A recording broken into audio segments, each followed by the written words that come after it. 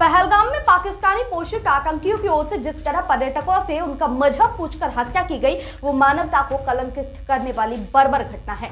जिहादी आतंकियों ने पहले भी तमाम घटनाओं को अंजाम दिया है, पर कम से कम भारत में ये पहली बार है जब लोगों का मजहब पता करके हत्या की गई है। लेकिन हैरानी की बात यह है कि आतंक का समर्थक कोई देश कितना निर्लज्ज हो सकता है। इसका अंदाजा आप इस हमले के बाद पाकिस्तान के सैन्य अफसरों, नौकरशाहों और नेताओं की प्रतिक्रियाओं से लगा सकते हैं।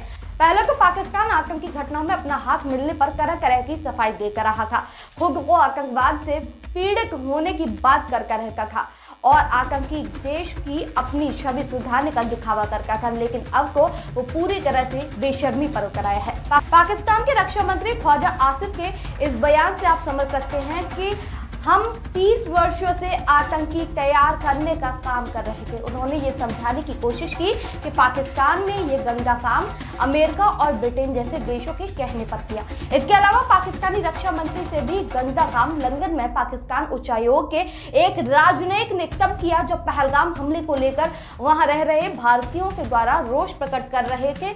उसी दौरान इस राजनयिक ने अपने उच्चायोग की बालकनी पर आकर भारतीयों का गला काटने की धमकी दी। गनीमत है कि उसने अपने हाथ में चाकू नहीं थामा था। उसने इस्लामिक स्टेट के खूंखार जिहादियों जैसा इशारा कर पाकिस्तान को तो शर्मसार किया ही। इस बात पर हैरानी नहीं है कि भारतीयों को गला रेतने का इशारा करने वाला राजनयिक मूलतः पाकिस्तान का कर्नल है, जो लंदन में रक्षा सलाहकार के रूप में तैनात है। पाकिस्तान को तो उसकी इस हरकत पर कोई शर्मिंदगी नहीं होगी, लेकिन ब्रिटेन को इस पर सोचना चाहिए कि क्या वो अपनी धरती पर ऐसे राजनयिक को सहन कर सकता है। आतंकवादियों की ओर से पहलगाम में इस तरह हत्या करने का एक मकसद भारत में हिंदू और मुस्लिम खाई पैदा करना भी था। ये अच्छा है कि उनके और पाकिस्तान के इस मकसद को पूरा न करने देने के लिए भारत के लोगों ने कमर कस ली। मुस्लिम समुदाय ने पहलगाम की घटना का जिस तरह काली पट्टी बांधकर नमाज पढ़कर विरोध किया और कहा कि इस घटना ने इस्लाम को बदनाम किया है, वो स्वागत योग्य है। पाकिस्तान से आए आतंकियों ने स्थानीय आतंकियों से मिलकर इस घटना को अंजाम इसलिए भी दिया ताकि वो यह देख सके कि कश्मीर का माहौल बदला तो नहीं, वहां शांति नहीं लौट रही है। पाकिस्तान को कश्मीर में सामान्य होती स्थितियां रास नहीं आ रही थी और उसने पहलगाम हमले की साजिश रची। कुछ आतंकी पकड़े जाके, कुछ मारे जाके और कुछ कश्मीर के आतंकियों से मिलकर आतंक को बढ़ावा देते हैं।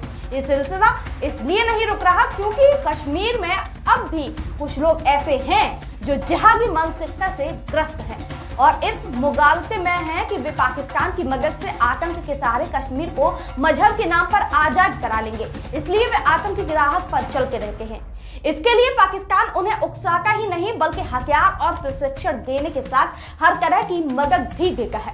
पहलगाम की घटना के बाद इस प्रश्न का जवाब भी मिलना चाहिए कि आखिर पहलगाम में जहां पर रोज 2-2.5 हजार पर्यटक पहुंच रहे थे, वहां पर सुरक्षा के पुख्ता इंतजाम आखिर क्यों नहीं थे। पहलगाम के पहले कश्मीर में पाकिस्तान प्रायोजित जो आतंकी घटनाएं हुई उसके लिए पाकिस्तान को करारा जवाब दिया गया। उरी में हमले के बाद सीमा पार सर्जिकल स्ट्राइक की गई। इसके बाद पुलवामा हमले के बाद एयर स्ट्राइक की गई। पाकिस्तान ने भारत की इन सैन्य कार्रवाइयों से सबक नहीं सीखा। वो सेनाध्यक्ष आसिम मुनीर के नेतृत्व में फिर से पुरानी राह पर आ गया है। भारत ने सिंधु जल समझौते को स्थगित करने के साथ अन्य फैसले लेकर पाकिस्तान को सबक सिखाने का प्रयास किया है और ये फैसले लिए हैं। भारत के फैसले पर पाकिस्तान ने कहा कि इन समझौते से पीछे हटने का मतलब युद्ध के ऐलान जैसा है। अब पाकिस्तान गीगर भभकी दे रहा है। पाकिस्तान की इन हरकतों से पता चलता है कि पाकिस्तानी सेना किस तरह किसी जिहादी संगठन में तब्दील हो चुकी है। इसका सबसे बड़ा उदाहरण तो पाकिस्तानी सेना प्रमुख आसिम मुनीर ही है, जो जिहादी मौलाना की तरह नफरत भरे भाषण करते हैं। ऐसा ही एक भाषण उन्होंने पहलगाम हमले के सप्ताह भर पहले दिया था। इस हमले के बाद भारत ने पाकिस्तान को सबक सिखाने के लिए जो कदम उठाए हैं, उनके जवाब में उसकी ओर से जैसे बयान आए हैं, वे भी यही बताते हैं कि वो भारत ही नहीं पूरी दुनिया के लिए खतरा बन चुका है। कोई परमाणु हथियारों की धमकी दे रहा है तो कोई सिंधु जल समझौता रोकने के युद्ध के प्रयास की घोषणा बता रहा है। पाकिस्तान ने उस शिमला समझौते को भी रद्द करने की धमकी दी जिसका कभी वो सम्मान ही नहीं करता था। वो इस समझौते के खिलाफ जाकर कश्मीर मसले को अंतर्राष्ट्रीय स्तर पर उठाकर रहा, नियंत्रण रेखा का उल्लंघन करता रहा और आतंकियों की घुसपैठ कराता रहा। शिमला समझौते के बाद भी कारगिल में घुसपैठ हुई, न जाने कितने आतंकी हमले। यदि पाकिस्तान शिमला समझौता रद्द करता है तो भारतीय सेना पाकिस्तानी सेना को नियंत्रण रेखा से पीछे ढकेलकर पुरानी अंतर्राष्ट्रीय सीमा तक खदेड़ सकती है। लेकिन दोस्तों, पहलगाम में जो नरसंहार हुआ उसे ना तो भूला जा सकता है और ना ही पाकिस्तान को माफ किया जा सकता है। दोस्तों, इस मुद्दे पर आपकी क्या राय है, कमेंट करके बताइएगा। साथ ही अगर आपको हमारी वीडियो अच्छी लगी हो तो हमारे चैनल को लाइक, शेयर और सब्सक्राइब करना ना भूलें।